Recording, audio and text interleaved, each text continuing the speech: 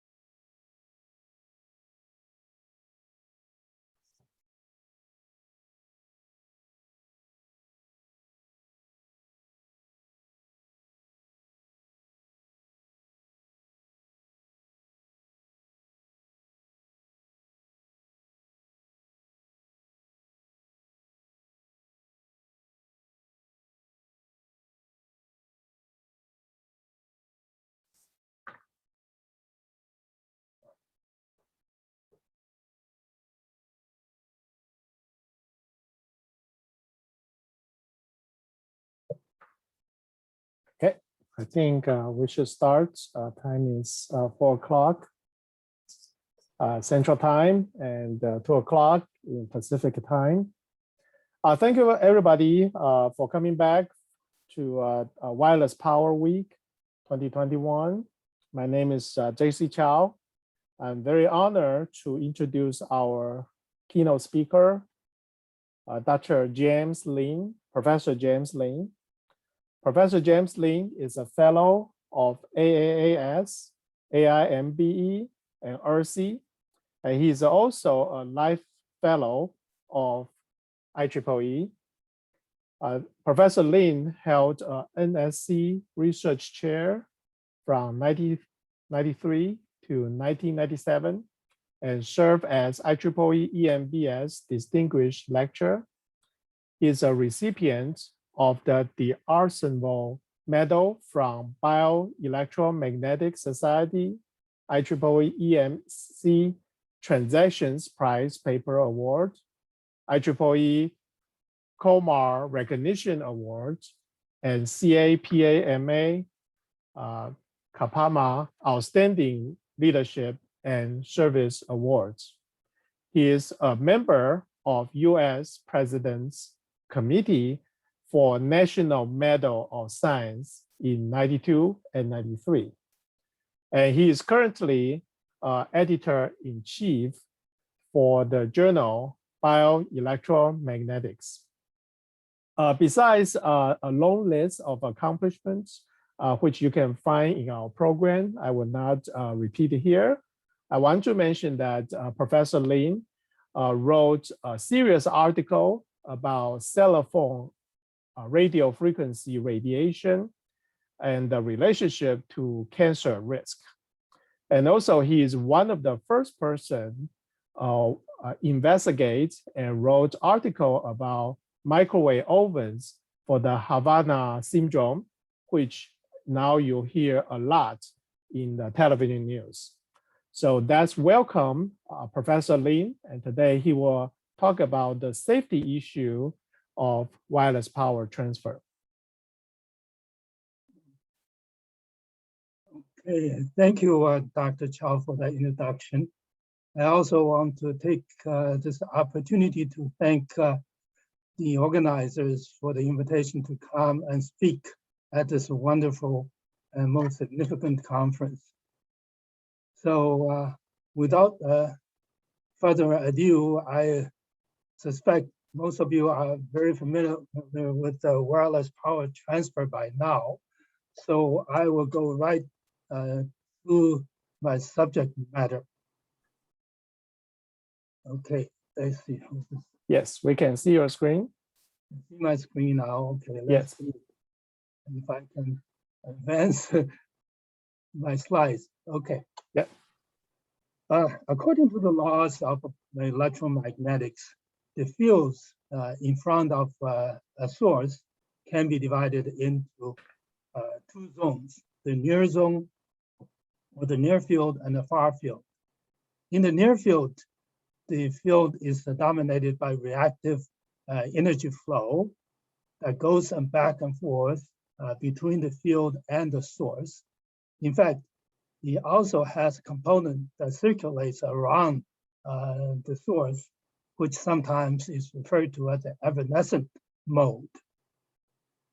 In the far field, the field is characterized by radiative energy transfer.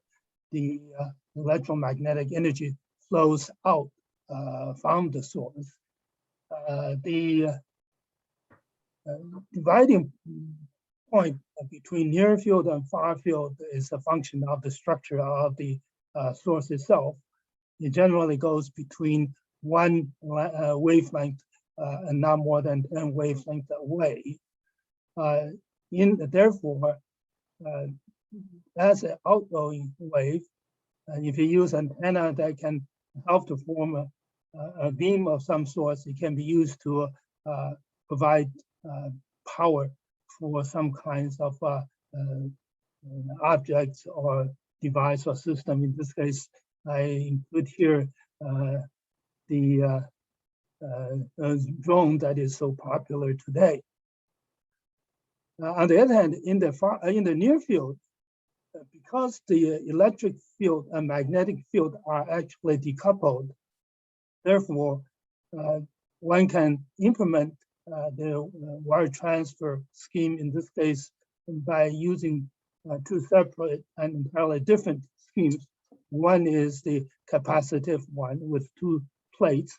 And as we know, as with any capacitor, the fields sort of bulges out from both sides of the capacitor. There is also the reactive component, which is magnetic in nature. Therefore, typically inductors are used, or coils in this case, that's used to transfer the energy from one coil to the other. The features of these field types can be classified in various different ways. Here, I'm looking at it from the methodology or technology perspective. We can then look at the frequencies, the power handling capability, the transfer range, as well as the efficiency. So for the far field radiative transfer, typically we use antennas. Parabolic antennas is very common. Of course, sometimes phased arrays can be used as well. And the frequency ranges goes from kilohertz to the gigahertz range, and it can handle large amount of power or small amount of power. And therefore, the transfer range can be somewhere between what we label as a medium to a long range. And the typical efficiency varies from 50 to over 90%. And as you have seen from the introductory slides from some of the sponsors, they can go up to 95% as well, depending on the particular system. As far as the non-radiative near field is concerned, the most common one is the inductive coupled, which ranges in frequency from several hertz or tens of hertz to megahertz range. Again, the power handling capability can be very high, and it can be also very low. Unfortunately, in most cases, the transfer range is fairly short, in the centimeters or not more than tens of centimeters typically. And again, typical efficiency is around 35 or so. Again, in some uniquely designed situation, you can go higher than that. Capacitive ones are not used as often, but nevertheless, it is just as viable. The frequency ranges varies somewhat. It goes from kilohertz to megahertz. Again, the power handling capacity is quite flexible. Again, like the inductive case, these are reactive devices. Therefore, it operates mostly in the short ranges. And again, a typical efficiency is around 95%. Of course, I think we have all heard a lot of what's called the resin induction schemes. In this case, instead of having the coils coaxial, you offset the coil somewhat. And most of the time, these are used for low power applications, and they can vary in frequency from kilohertz to gigahertz, and it can reach some medium levels of range. Unfortunately, the efficiency is typically lower, around 40% or so. I'd like to just go briefly to a short list of the accomplishments of WPT. And we all know that Nikola Tesla was the one who first proposed the use of inductive power transfer. And he had indeed tested it, verified it, and he also had tried some directed kind of power transfer at higher frequencies. And all this took place just few years before the turn of the last century. The use of microwave powered helicopters was demonstrated by William Braun back in 1964. And indeed, I will show you a slide where he had a parabolic antenna beaming power up to elevate, in fact, have the helicopter fly at a height of 60 feet for extended length of time. Peter Glaser was the one that put a lot of effort into the use of a microwave power transfer in what's called the solar power satellites. This was done in the 1970s. Again, the concept was demonstrated in a laboratory situation where a parabolic antenna was used to transfer that amount of power in that particular situation. Of course, we all know that inductive chargers are everywhere right now, but it was first commercialized in the 1980s by Panasonic. What you see here in this panel, for example, is William Brown, excuse me, with the rectangular array and the model helicopter. Here is the model helicopter. This is a rectangular array that serves an antenna as well as a rectifier. And this model helicopter was demonstrated in flight in this slide here. As I said, the parabolic antenna was used, micro power was powered up to charge the rectangular, and that drives the helicopter. And the micro power transfer, in this case, involved 2450 megahertz, and he used the power about 270 watts, and they were able to reach 45% efficiency, which was very good at the time. I think 1964, that was quite some time ago, and certainly the devices were not nearly as advanced as where we are today. What's interesting was that they were able to demonstrate continuous flight in a battery-free type of situation for 10 hours at a height of 60 feet. The resonance coupling concept was introduced in 2006 by a team from MIT. And the intended purpose was to help getting electric power the same way as getting data wirelessly, which is a very nice idea. But to do so in the reactive near field, using essentially what they called evanescent mode. As I said, this is a unique feature of the near field.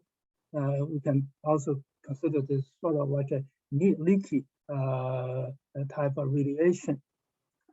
And the unique feature they had publicized at the point was that the evanescent field does not get absorbed by end-tuned, in other words, non-resonant objects. But the difficulty is to fill the room with such fields and not encounter health and safety issues. In fact, I was invited to comment on the concept, and what I said was, in concept, it is not out of the question to fill a room with such fields. However, it is impossible to prevent objects from absorbing the non-radiating evanescent fields, even if they only resonate very weakly. However, at the time, the MIT team believed otherwise and added that we will not design something that's going to harm people. So that leads me to examine or look at how would such system stack up against published safety limits. So let's just do that. So let's take a closer look at the MIT system as reported in the 2007 science paper. And their system involved 10 megahertz, which has a wavelength of 30 meters in air, as we all know. And it provided 60 watts of power at a distance of 2 meters with a measured efficiency of 40%. They also measured the electric field and the magnetic field.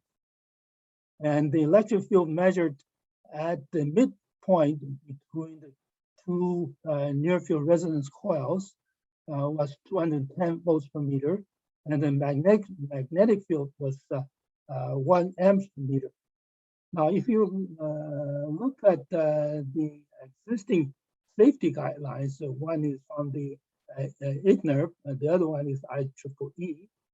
The IGNERP one for the frequency ranges of interest of 20 kilohertz is 60 volts per meter, and the IEEE is currently 82.4 volts per meter. For the magnetic field, the IGNERP limit is at 0.22 amperes per meter. On the other hand, the IEEE one is 1.63. One can see that the IEEE limits are somewhat more lenient than the IGNERP limits, which comes out predominantly from Europe. But either way, the measured field levels, 210 volts per meter and 1 amp per meter, is about 4 times higher than the lower IGNERP limits, let alone the IEEE limits. So it's likely that we will not see a room filled with such fields anytime soon. Well, let me go briefly to the current status. As we know, wireless power transfer technology has been a hot topic for more than a decade now.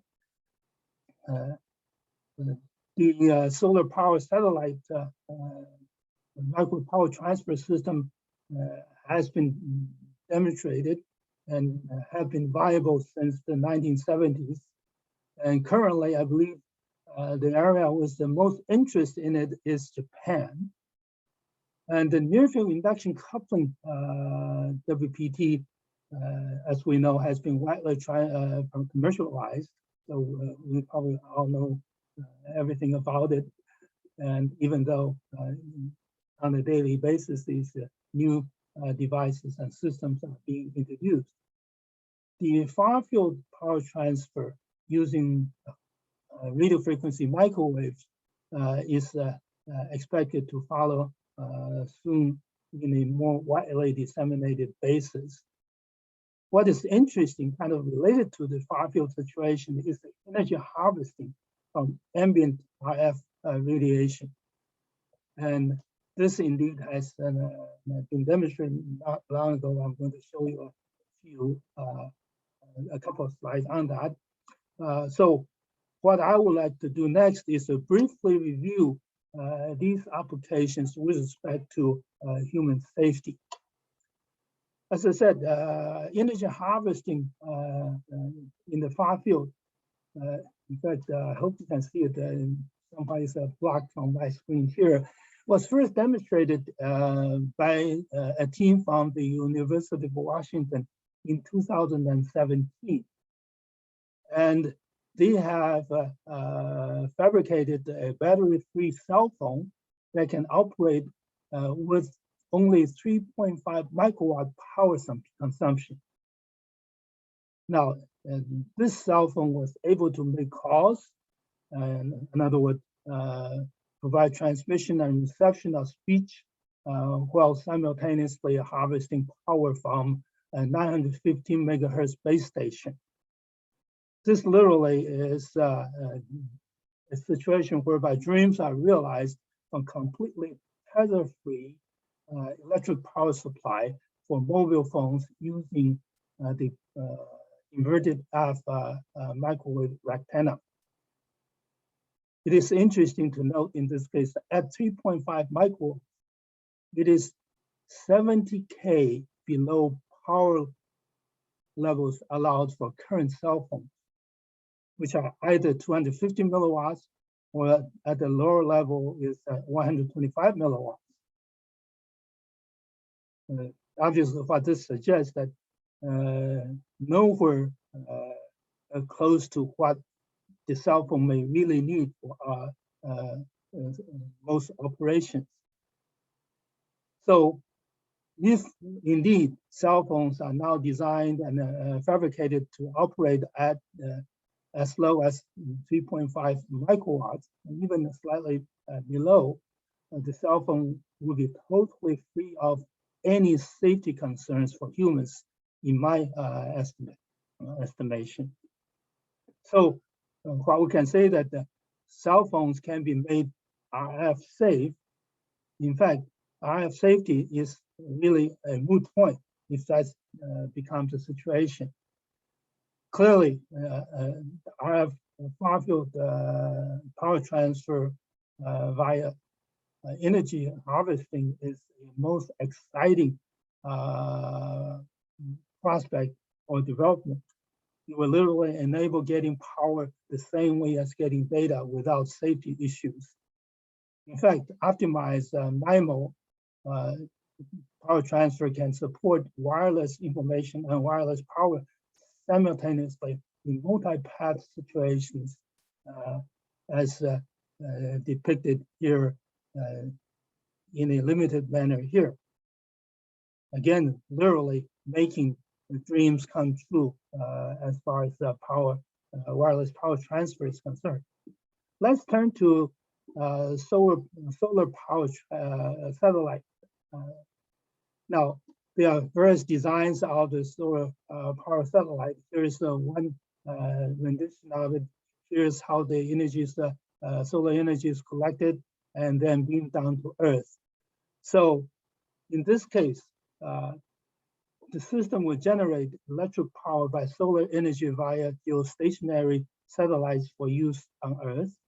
Each satellite will provide 1 to 6 kilowatts of power to ground or sea using 2.45 or 5.8 gigahertz microbeams. And the receiving rectangular diameter on ground or sea will generally measure 1 to greater than 3.4 kilometers.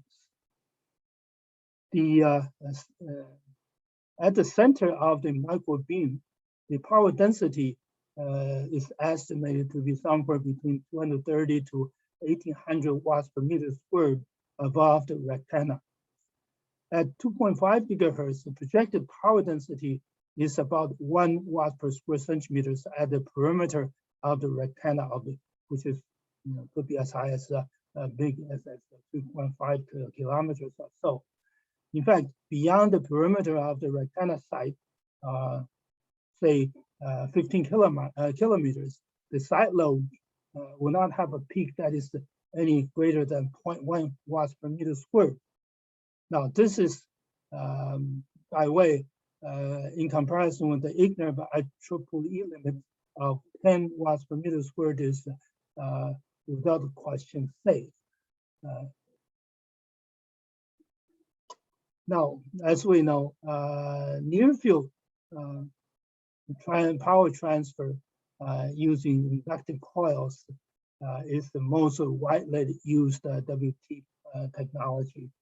And the examples are the household items, various household items, cars, buses, and in fact, also drones. So I'm going to use the bus as an example. Typically, in this case, of course, the wireless power transfer paths are embedded on the ground, and the pickup coil is just under the bottom of the car, or in this case, the shuttle bus. So if we look at this particular situation a little bit in terms of the what kind of fields one might encounter. Again, this is at the 20 kilohertz or so. Here are the measurement locations. Here are the magnetic field measured, the IEEE safety guidelines in this range, and the IEEE limits in this range. Again, as I noted before, the IEEE ones roughly is 10 times more lenient than the IEEE ones. The measured values at the driver's side between the wheels is about 2.3 to 7 microtesla. At the door side between the two wheels is approximately 7 microtesla. Inside the bus at the floor, just above the coils, about 4 microtesla. Inside the bus, about 3 feet above it, is about 0.4. 6 feet above the coils, about 0.2. And the ambient background is about 0.13 microtesla.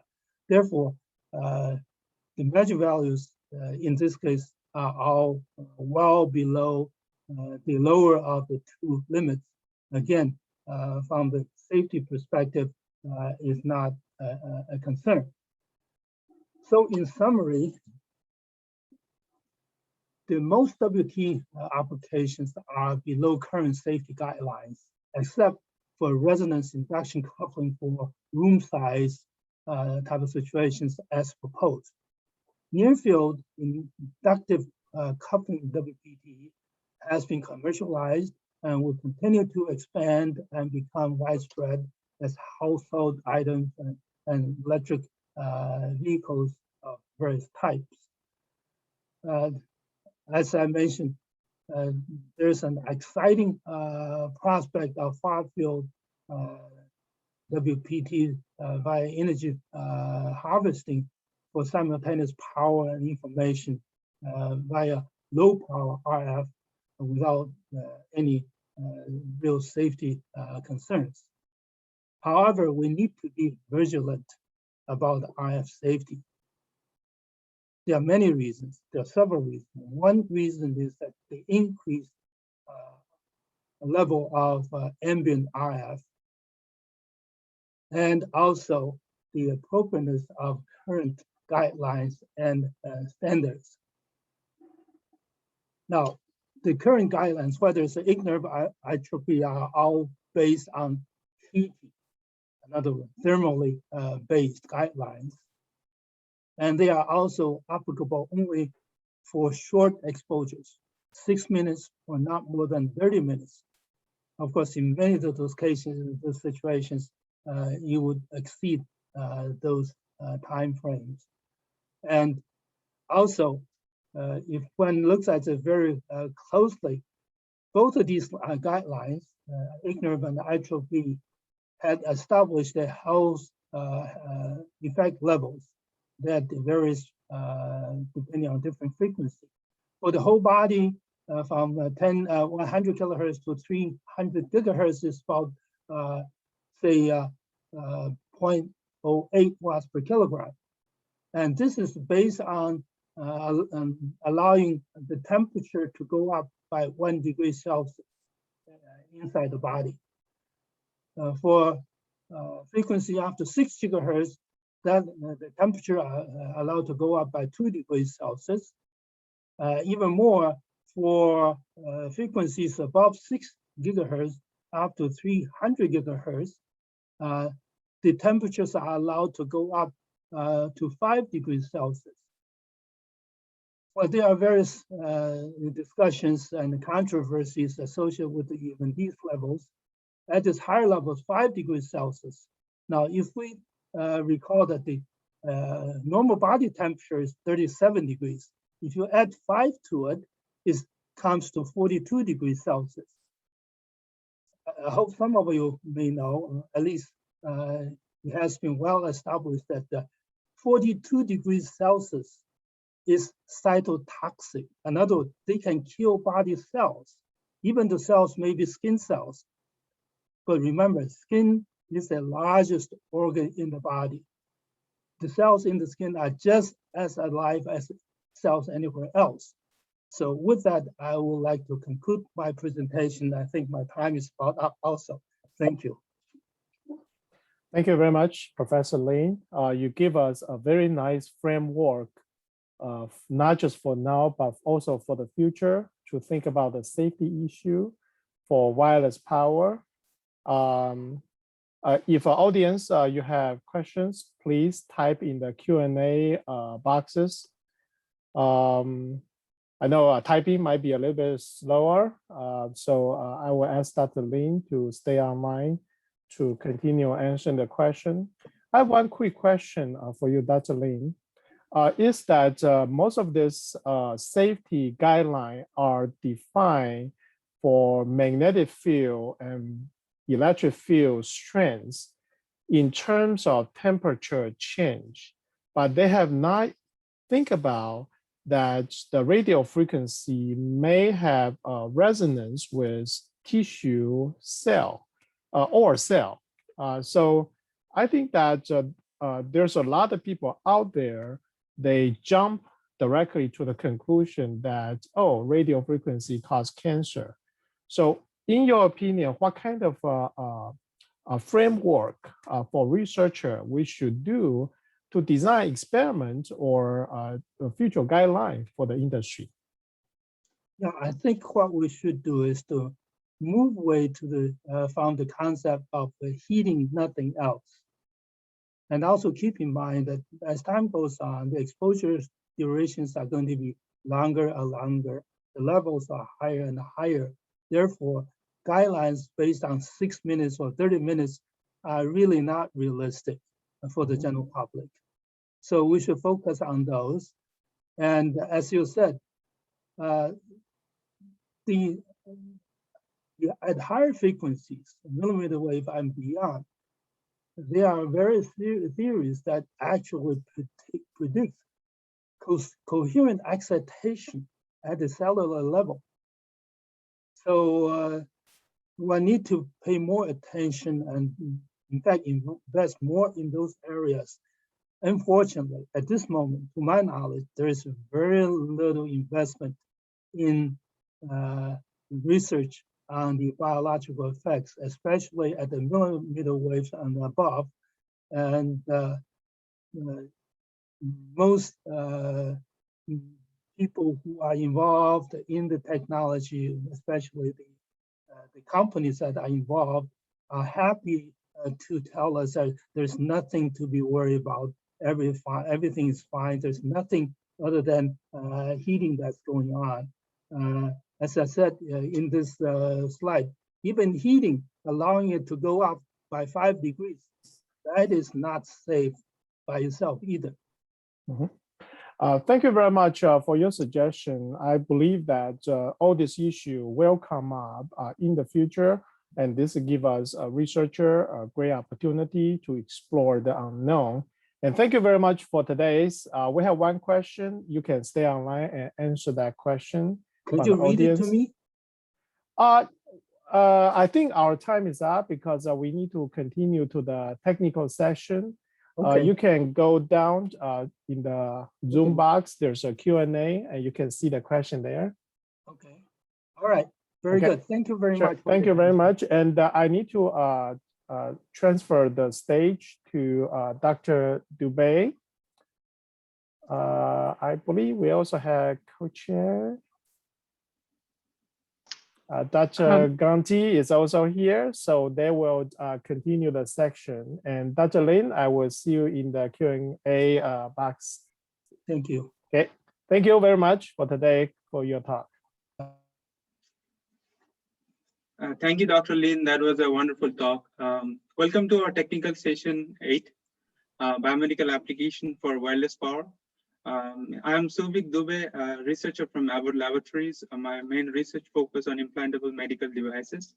I'm joined by my co-chair, Dr. Gandhi, a senior RF engineer, and we have 9 excellent, talented speakers joining from all over the world. And right now, at this point, I will share my screen to go over each presentation.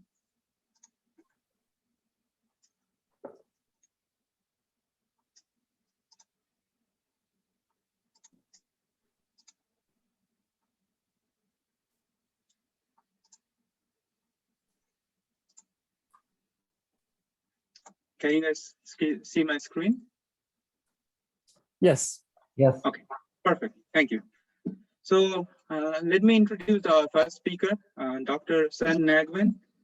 He is from University of California, Davis, and he will be talking about smart health tracking ring powered by wireless power transfer. Sun, if you are there, could you please unmute? Hello, everyone. Can you hear me? Yes, we can hear you clear. Cool. Hello, everyone. My name is Nguyen. I'm from UC Davis. Today, I would like to present our paper titled Smart Health Tracking Ring Powered by Wireless Power Transfer. Next slide, please. As you know, near-field wireless power transfer used in a smartwatch, for example, require user to take off the device when charging.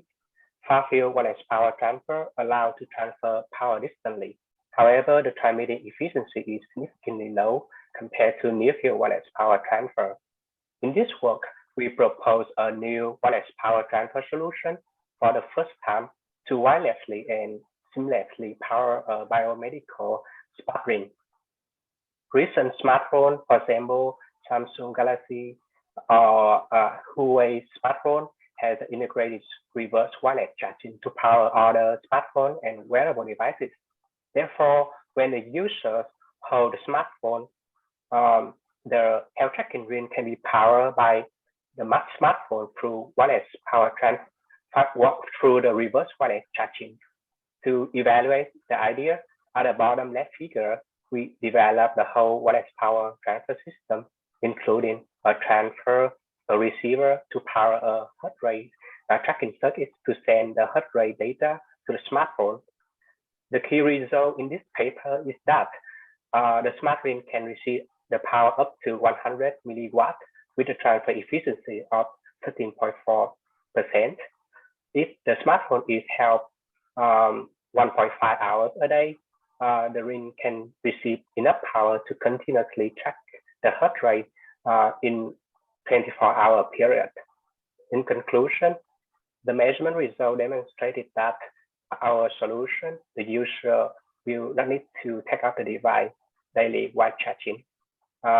Thank you for your listening. I'm very happy to answer any question that you may have.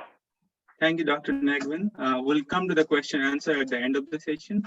And now let's move to the next speaker, Dr. Tommaso Campi from Italy. And he'll be talking about wireless power supply system for a left ventricular assist device and implanted cardiac defibrillator. Thank you for the. Can you hear me? Yes, we can hear you. Thank you. Thank you for the introduction. I'm Tommaso Campi from the University of L'Aquila, Italy, and I present the paper Wireless Power Supply System for Left Ventricular Assist Device and Implanted Cardiac Defibrillator. Next slide, please. Thank you. The goal of the proposed work is to realize a wireless power system for left ventricular assist device. This device is composed by a mechanical pump driven by an electric motor, and it is used to help the natural heart in case of advanced failure. The LVAD is powered by an external battery connected to the device by a percutaneous driveline. The infections related to the exit site of the driveline reduce significantly the possibility of use the device as destination therapy and not only as bridge to transplant. To overcome these problems, we propose an innovative architecture of the wireless power system that permits also to reduce the number of the implanted components. The LVAD is mostly implanted together with an ICD, that is a battery-powered active medical devices usually implanted in subcutaneous pocket, and it is used to control the normal heartbeat. The ICD is equipped with a large capacity battery to allow several cycles of discharge pulses and to guarantee an extended operational life of the device. In the proposed configuration, the receiving coil of the WPT system is integrated into the ICD device. The receiving coil is placed on the external surface of the titanium housing of the ICD. The internal non-rechargeable battery is replaced with a rechargeable one, and it is used as backup battery to realize an uninterruptible power supply, so that the LVAD is continuously powered also in case of temporary removal of the external coil. The LVAD is connected to the ICD with an internal driveline as shown in this figure. This approach permits to minimize the distance between the two coils and also to minimize the number of the extra components. In this case, only the internal driveline is added compared with the standard configuration. The proposed system works at a frequency of 300 kHz, and for dimensioning the WPT system, a real LVAD was tested to verify the electrical requirements of the device. Then, an optimization of the coils and of the compensation network is performed to maximize the efficiency and to guarantee the compliance with the safety limits in terms of temperature rise and electromagnetic field safety. So in conclusion, we propose an innovative UPS architecture, and then the WPT technology has been used to transfer electric power from outside the human body to an implanted resin coil built into the ACD, eliminating the most critical issue in patients with LVAD given by drive lens infections. Thank you for the attention. Thank you, Dr. Campi, for your interesting quick summary. Now we'll move to our next speaker. And our next speaker is Jae-Yeon Ri from Korea Advanced Institute of Science and Technology. Jae-Yeon, are you there? Yeah, can you hear me? Yes. Okay. Hello, this is Jae-Yeon Ri from KAIST in South Korea. The topic I'm presenting today is wireless torque transfer using rotating magnetic field with multiple coils. Next page, please. Yeah, first, the goal of this research is as follows. Conventional implantable medical devices are powered using batteries. This has a problem that the battery needs to be replaced periodically and an additional circuit is required. Therefore, it is necessary for research on wireless torque transfer for implantable medical device which can rotate in all directions with simple structure. The model is as follows. First, 6 circular coils are arranged at intervals of 60 degrees, and ferrite to act as a rotor is placed between them. For example, when a ferrite is placed in the same situation at the first time, when AC current is applied to the 2 coils marked in green, the ferrite is aligned with the 2 coils. Using this method, the ferrite can be rotated in a desired direction by passing current through each coil pair with a certain time difference, and its operation is similar to a stem motor. Next is the key result. When the ferrite is placed in the magnetic field H flowing in a certain direction, the ferrite rotates in the direction to be aligned. This can be expressed as an equation as follows. At this time, the average torque for one period is as follows. So it can be seen that the average torque is correlated with the angle between the magnetic field and the magnetic bar. Finally, this is conclusion. The graph below is the change in average torque according to the angle change of the ferrite.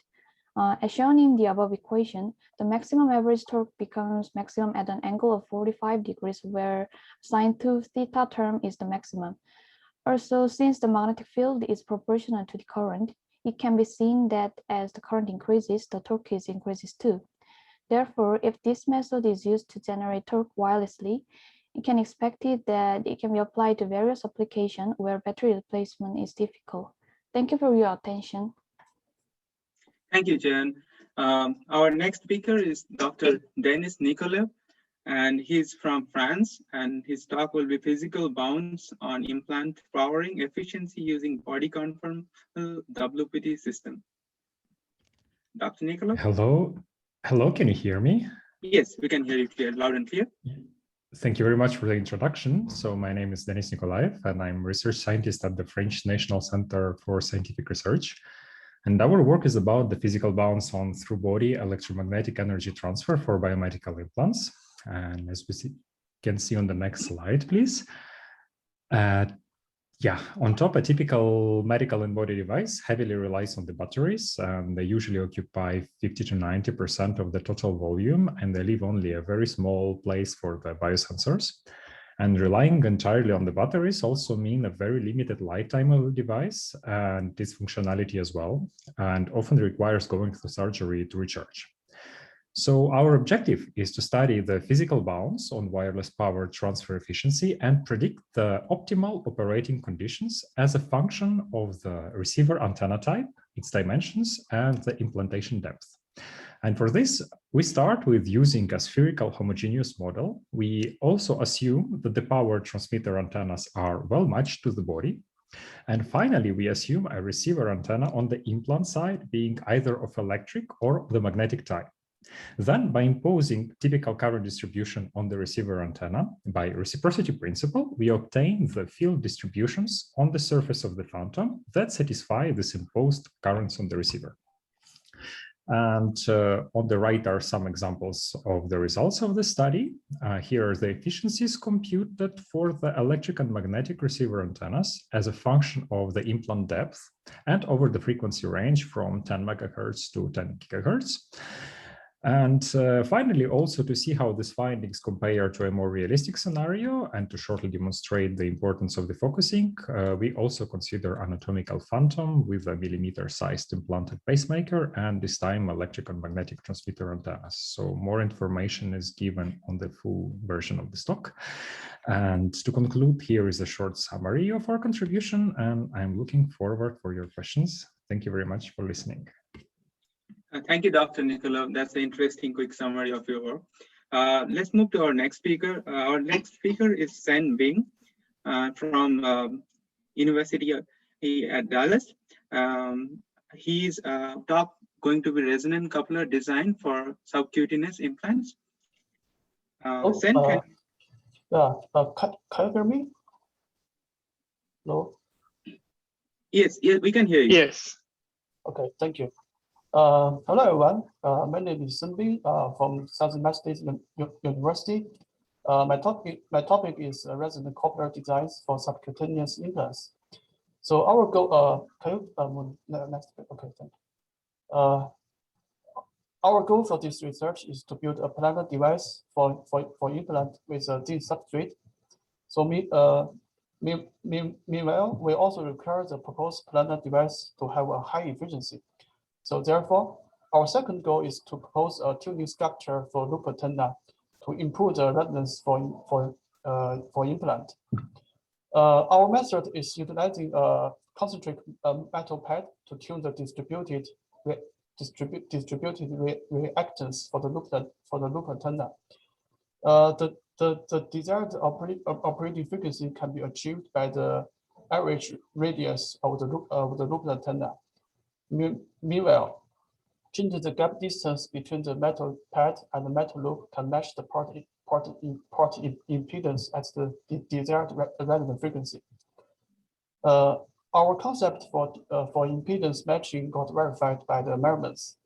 So the resonance got huge improvement in both target operating frequencies. For 903 MHz, S11 is improved from negative 17.19 to negative 43.5 dB. For 2.45 GHz, S11 is improved from negative 18.5 to negative 48.9 dB. Meanwhile, we also investigate and explain the performance in the different depths. In summary, the concept of utilizing a metal pad as a tuning element to match the port impedance has been examined by simulations and measurements. The tolerance for the implantation depth should be from 4 to 8.5 millimeter to ensure the frequency shift less than 5% and the return loss up to negative 30 dB. This is from my presentation, and please feel free to ask me questions. Thank you for your patience. Thank you, Sten. That's very interesting talk. We'll come to the question and answer at the end. Let's move to our next speaker. Our next speaker is Dr. Hanke Lee from Samsung Advanced Institute of Technology, Samsung Electronics. And he'll be talking about an implantable wireless charger system with 8.91 times increased charging power using smartphone and relay coil. Dr. Lee?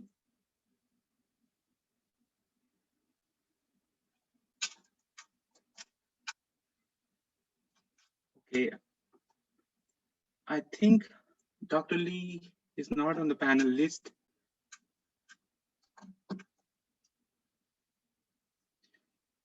So in case if Dr. Lee joins later, probably we can come back to this talk. So let's move on to our next talk,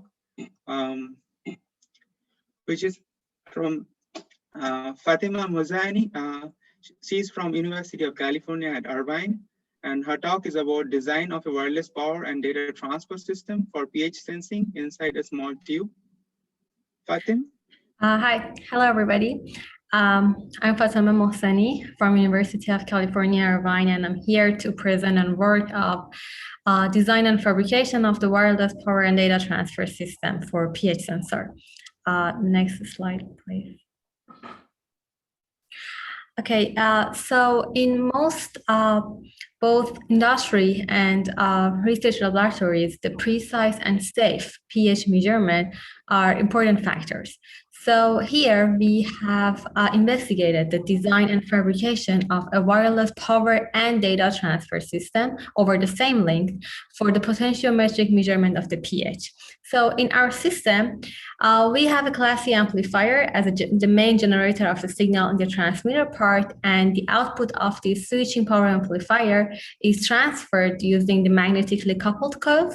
And after that, these transferred power are harvested and the power is regulated for the desired DC levels for the electronics that we have on the receiver board. And these DC levels is fed to the pH sensor connected to the signal transduction unit. And in this unit, our pH sensor, the pH values are converted to the frequency, the signals. So these signals then can be load modulated in the frequency to the carrier and then transferred back using the same inductive link.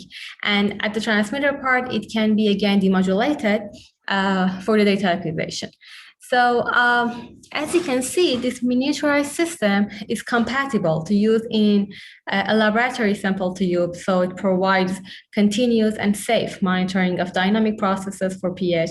And yet it is simple and efficient that it can be used for the applications other than the pH sensor. It can be used for the applications that we already transferred power the signal at the same time. Thank you very much for listening, and I'm looking forward to your questions. Thank you, Fatim. That's very interesting talk. Let's move to our next talk. Our next speaker is Dr. Adam Khalifa, and he's from Massachusetts General Hospital, and he'll be talking about magnetoelectronics versus inductive power delivery for sub-millimeter receiver. Dr. Khalifa. Thank you for the introduction. You can hear me, I assume? Yes, we can hear you. Yeah. Okay. Can you please move to the next slide? Thank you. So there's a growing demand for making wireless devices ultra small. The biggest application is the biomedical field, more precisely implantable devices. Because the smaller the device, the smaller the damage you cause when you insert the implant inside the body. Recently, magnetoelectric antennas have shown very high power transfer efficiency.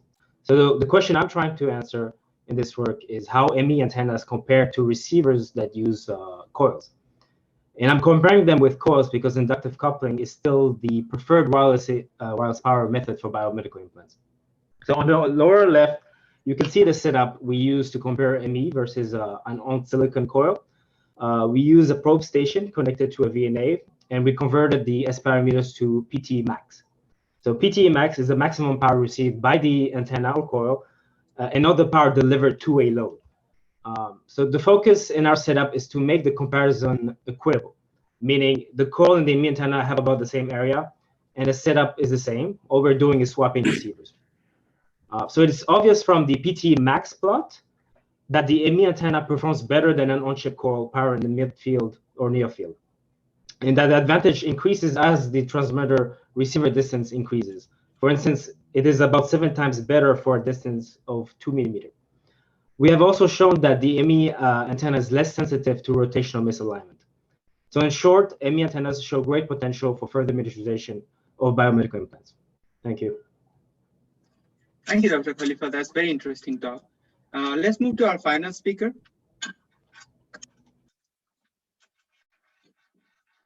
Our final speaker is Dr. Makeen. And Dr. Makeen will be talking about demonstration of healthcare-specific lithium-ion battery charging using ultrasound power delivery. And he is from AT Still University at Mesa, Arizona. Dr. Makeen, can you hear me?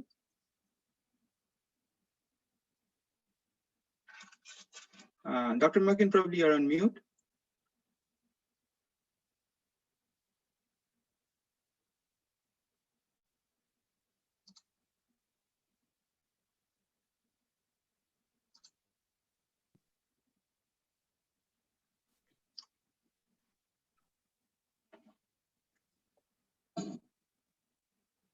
Okay. Now we're talking. Okay. Can you hear me? Yes, we can hear you now. Okay, very good. Hello, my name is Inder Makin. I will present a demonstration of healthcare specific battery charging using ultrasound. This work was partially funded through NIH SBIR. So in terms of goals, we would encourage you to view our presentation as well as the proceedings paper. We present two use cases of ultrasound wireless powering with a focus on medical and healthcare delivery applications. First is describing the ultrasound electrical of implanted pulse generators, which are a growing area of unmet need. We demonstrate this application through benchtop characterization and in vivo live porcine testing. In addition, we demonstrate the development and implementation of a 4-element coarse 1 megahertz array for beam steering. The second application is to demonstrate ultrasound power delivery for smartphone-like digital devices, which are ubiquitous in a healthcare operational environment. Our approach is working on a specific clinical neurostimulation application for activating the lower gastric sphincter. We have demonstrated the development and implementation of a wireless user to charge the IPG battery up to 100 milliamperes at 4.1 volts. Further, we have demonstrated the development and steering of a transmit beam with a 1 megahertz 4-element 12 millimeter by 25 millimeter transmit acoustic array from 0 to plus minus 10 degrees in a water tank. This enables us to steer the beam that is received.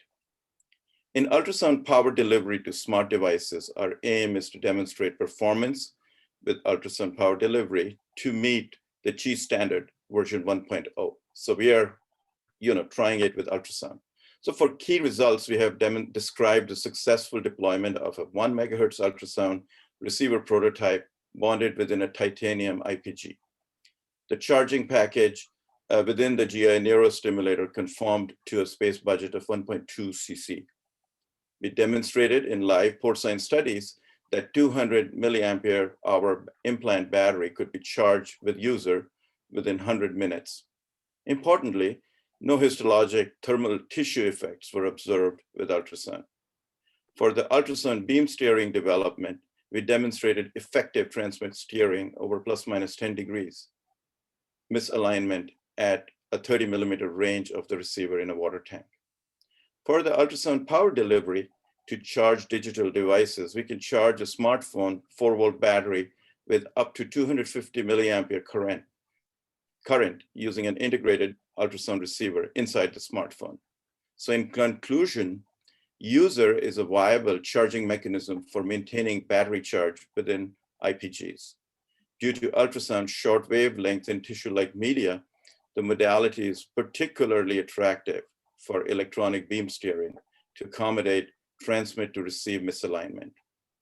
For healthcare operational environments, ultrasound power delivery offers a safe and effective wireless option for powering digital smart devices in a healthcare environment. Thank you so much for your attention. Thank you, Dr. Makin. That's a very interesting talk. I'm pretty sure our audience will have time to go into the detailed presentation, which is available in video and the full presentation format. So I'll quickly check if our one last speaker, Dr. Lee.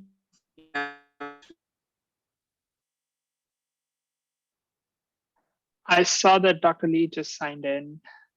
Oh, okay, awesome. Yeah. Go back to Dr. Lee. Okay, here you go.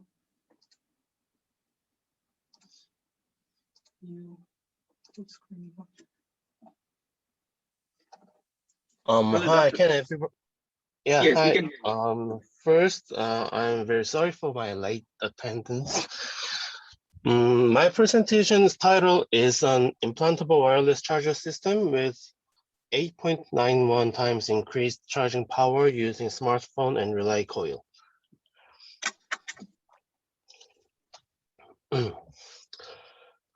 First, our research objective goal was to use a smartphone as a wireless charger in implantable biomedical applications. To utilize this, the obstacles are low power transfer efficiency due to impedance mismatch, because a smartphone's NFC coil is designed for the NFC card tag, not the implantable devices. So the approach was how to improve impedance matching without modifying smartphone's hardware. We don't want to modify the hardware itself, and we still want to utilize it as a wireless charger. The method was to put a relay coil between smartphone and the implantable device to enhance power transfer efficiency. An adaptive impedance matching was proposed to respond to various charging circumstances. So the key, you can see the key results. The charging power, which means power transfer efficiency, is greatly increased due to the relay coil and adaptive impedance matching. We have verified this result with the in vitro experiment, as shown in the bottom right figure.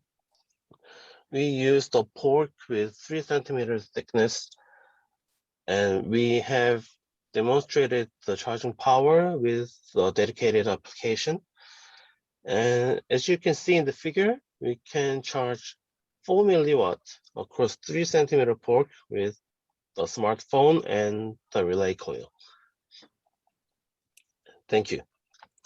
Thank you, Dr. Lee. That's very interesting talk. So at this point of time, we'd like to move on to our question answer session. So let me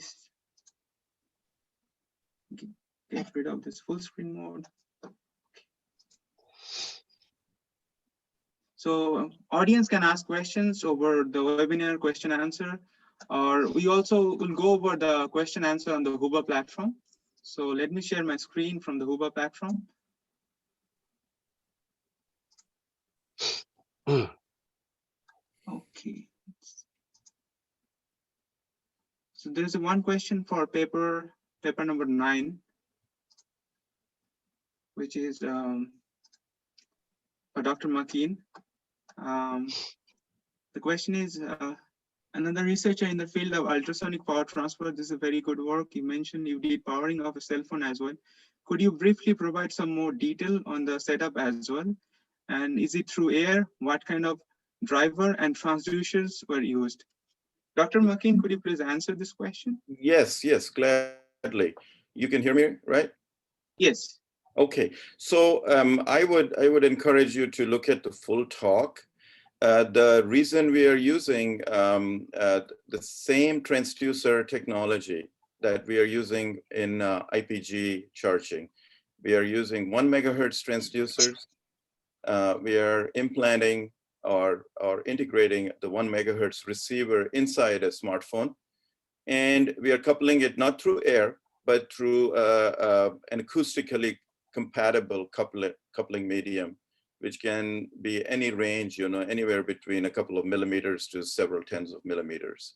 So we are conducting through between the transmitter and a receiver. And the transmitter is also a 1 megahertz matched acoustic transmitter, which is outside, of course. And details of that are presented in the talk as well as in the paper. Thank you, Dr. Makin. Now we'll go in a sequence. So first I'll go to the talk number 1, Smart Health Tracking Ring. So let's go to the questions. So the first question, keep this a little bit aside. Okay. Please explain how do you involve the effect of finger, dielectric material, and bend of the coil on the finger? Asked by Dr. Sinohora. Dr. Nagun, I know you have answered the question, but for our audience, could you please just briefly go over it? Yeah, sure. When I do matching network design, the finger influence the matching because it change the impedance. Like a ferrite bit. When I put the ferrite bit beneath the receiver coil, the impedance of the receiver coil will change. And similarly, when I use with the finger, the impedance change, and I do matching. I did the matching when I had the sparkling on the finger. But the thing here is in my design, the human tissue is not between the receiver coil or the transmitter coil, but it's after the ferrite sheet. So it means that the ferrite sheet will be between the receiver coil and the human tissue. Therefore, the influence of the human hand is less than when in the implantable device. So I see really small change in efficiency, but for the bending of the coil, the influence is huge because when the bending happens, the distance between the receiver coil and the transmitter coil will increase, and therefore the efficiency reduced significantly. Therefore, we only design the receiver coil as small as in the flat area of the finger. Okay, thank you for the explanation. Let me see if you have any other questions. I think in a similar note, I asked another question that do you observe any change in efficiency or power degradation? I think you answered this question. So let me see if you have any other question. Any way to calculate the inaccuracy percentage? So I still don't understand that question because what is the inaccuracy percentage that you mentioned? Probably, I think they're talking about, he's talking about the simulation or with experiment, but since it is not 100% clear what the questioners want to ask, so we can just, for now, we can skip it. Let me see. Now we can move to the next session. That is next speaker, that's TS82 for the wireless power system for left ventricular assist device. Speak question. Okay, I think I asked this question for Dr. Campi. So Dr. Campi, the question was about so this very interesting concept. You have used the same ICD battery for running the LVAD and pump. So as you know that when you have any arrhythmia, we have to deliver an 40 joule of charge. And at that point, it takes around 7 to 8 seconds to charge the supercapacitor to deliver that 40 joule or 800 volt. So if you're continuously running the LVAD out of that battery, so how do you able to handle this situation? So thank you for the very interesting questions. So first of all, we consider a very conservative minimum level of the backup battery so that we have the energy to power both the LVAD and to charge the internal capacitor of the ICD. And we also consider that the rechargeable battery typically have more energy, more current respect to the non-rechargeable ones. So the rechargeable battery permits to power contemporarily both the LVAD and also to charge the capacitor of the ICD. Okay, okay. Let's see if you have any other questions. I don't think you have any other proper question for your session. Let's move back to the next one. So next one for wireless torque transfer using multiple coil with different phrases. Let's have 3 questions here. Thank you for good presentation. In your research, is the generated torque enough to be applied to actual application? Yeah, actually my answer is no. The actual driving torque of the drug pump for my application for human body is about 200 micronewton meter. But in my research, it is still only up to several tens of micronewton meter. So I'm going to consider a way to increase the torque. Okay, the next question is very interesting. How does the research relate to wireless power transfer? Oh, yeah. Actually, I'm not designing RX coil in this time, but by designing RX coil, it is possible to receive wireless power transfer and wireless torque transfer at the same time. So that's why I'm using AC, not a DC source. And the received power can be used for some sensors. Okay. I think I have a similar thought in that regard regarding the wireless power transfer here. So since you're aligning your coil with application of external electromagnetic field, so this could also potentially solve the misalignment problem. If your receiver coil is misaligned, so you can potentially bring it to the alignment and increase the power harvesting efficiency. This concept could be utilized in wireless power in some way, for sure. Yeah. I think you have another question. What kind of motor does the motor used in this application actually behave like? And what is the difference between the motor and the research you conducted? Actually, its operation is similar to a step motor, which is a DC motor. But the biggest difference is the step motor applies DC to make the stator to electromagnet. Also, in conventional system, batteries are essential for operation. However, the proposed method can generate torque without battery, and this application should be low speed and easy to control for injecting drugs in some small case. So the proposed method can satisfy this. And in addition, the proposed method use AC. So I said it can be used in wireless power transfer also. Thank you, Jevan.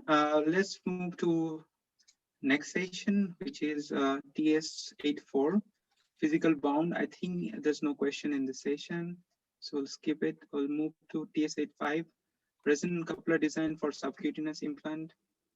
New question. Oh, I think this is the question I asked. Sen, this is the question for you. So I know this is a very useful antenna design from impedance matching point of view. So have you considered the effect of different types of biocompatible encapsulation, such as PDMS, of different thickness to increase the range of operation depth? So by applying a PDMS, you can control the encapsulation and the impedance. So have you looked into this aspect? Yeah, thank you for your question. We do consider use other materials like a Kapton film to replace the FR substrate to make it more flexible and thinner, to reduce the suffer to patients, and it still have an excellent performance at the desired depths. However, we haven't tested operation depths for Kapton film yet, and we will dig more into this direction in the future. Yeah, thank you for your valuable questions. I hope I answered the question. Yeah. Thank you, Sen. Thank you. Okay, let's go to the next session, TS86. So there's no question for this one. Move to TS87, design of wireless power and data transfer system or pH sensing. So this will be question for Fatim. I think this is a question I asked. This is an attractive concept for large-scale biomedical sample monitoring. So from your slides, in your receiver circuit, there's no digital control as I observed. So in case of a system misalignment where you have a power drop or a voltage drop because of the tissue alignment or the coil misalignment or the distance between transmitter and receiver changing, so you'll have definitely going to have an impact on efficiency. So your voltage is going to down. So does it impact the VCO output? Thank you for your question. The thing is that the change in the distance of the coil will change the DC levels that we have in the receiver part. But that DC level, they are just for feeding the electronics. So the output of the VCO is just connected to the DC level that is produced by the pH potentiometric sensor. In this situation, the VCO output wouldn't change because it's basically transfer the DC level from the pH sensor to the frequency. But we will have for sure, we will have decrease the efficiency of the transferring power. So it's like that we will have very weaker signal at the transmitter part when it transfer back to the transmitter. Okay. Thank you. Yeah, sure. Let's see if we have moved to the next session. So So there's no question for TS88, and I think there's one more question from TS89 for Dr. Makin. I think that's my question only. Dr. Makin, the question is, as you know, we have been talking about inductive power transfer using ultrasound. So in ultrasound, we have to apply a gel for to match the body and the air and the transduction. Is there any research or any way, any new material which can be used on the header to avoid this gel scenario? Yeah, yes, absolutely. That's a very key question. And we are using silicone-based materials. There is a whole series of materials that we are testing and evaluating, both for the healthcare operations environment, as well as for the in vivo, for the implant IPG application. And so what we envision and we are implementing is a transmitter boot, that goes over a transmitter, and you don't need any semi-liquid gel. Yes, there are materials in that.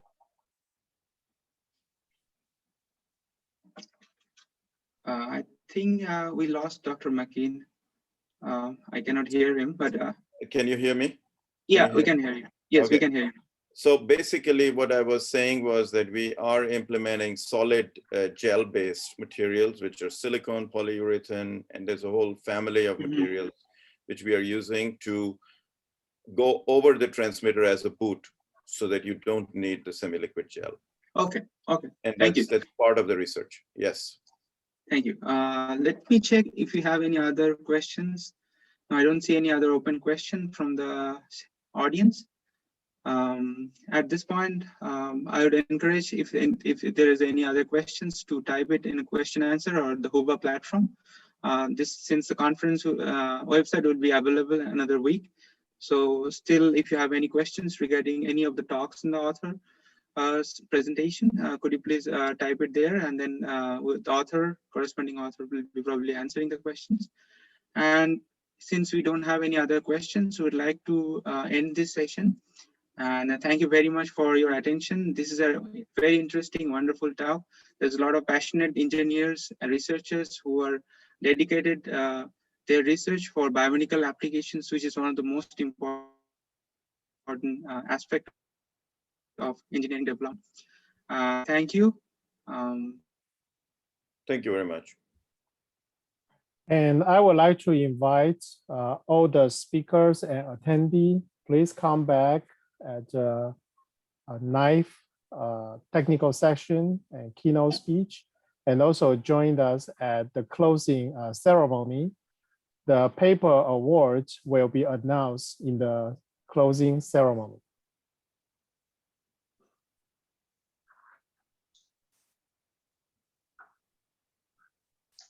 Okay, if there's no further question, or you can type your question in Hoover, and all the presentation paper and Hoover interaction will stay online for another month after the conference is ended. So there's still a lot of opportunity to interact with our speaker, authors, and each other. And I will see you very soon at the ninth technical section. Thank you, Suvik. Thank you, Dr. Shah. Yeah, thank you, JC. Thank you, Suvik. Thank you, Asri. Yes. Oh, thank you, Asri. Thank you, Dr. Lin. Yeah, thank you. Thank you. See you later. All right, bye. Bye.